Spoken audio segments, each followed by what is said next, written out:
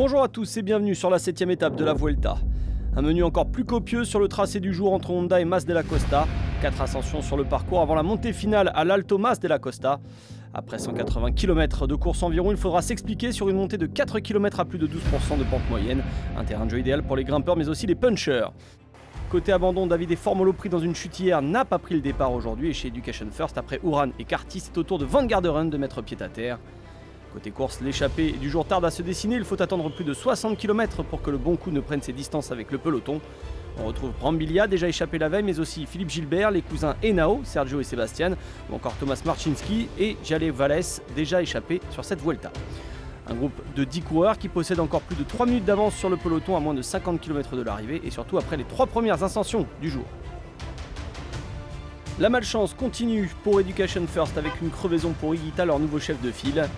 À l'avant du peloton, pas le temps d'attendre, les Movistar de Valverde roulent pour reprendre l'échappée avant la dernière ascension. Aujourd'hui, pas question de laisser filer l'étape pour les favoris. Sentant que le peloton fait son retard, Philippe Gilbert et Sergio Henao décident d'attaquer dans le Puerto del Salto del Caballo, avant-dernière difficulté de la journée. Brambilla parvient à les rejoindre et en contre, on retrouve Sébastien Henao et l'Australien de la Sunweb Michael Storer. Dans le peloton, Dylan Tuns, lui, est lâché. Un homme revient également sur le groupe de tête, il s'agit de Sébastien Henao. Désormais 4 hommes ont encore 1 minute et 15 secondes d'avance sur le groupe des favoris à 16 km de l'arrivée. Mais Philippe Gilbert et Sergio Henao parviennent une nouvelle fois à fausser compagnie à tous leurs compagnons d'échappée. Ils ne sont plus que 2 à l'avant de la course avec une poignée de secondes d'avance au pied de la dernière difficulté. Et quelques instants plus tard, les fuyards sont repris et ce sont les Jumbo-Visma qui prennent les commandes. Dans les 3 derniers kilomètres, un groupe de favoris se détache avec Quintana, Roglic, Valverde et Lopez. Un air de podium final peut-être se dessine sur cette 7ème étape de la Vuelta. Quintana semble le plus fort, les autres s'accrochent. En contre, Rafał Majka, le Polonais, pointe à une vingtaine de secondes. Les 4 hommes vont se disputer la victoire d'étape et dans ce final pour Puncher, Valverde se porte en première position et ne sera jamais dépassé.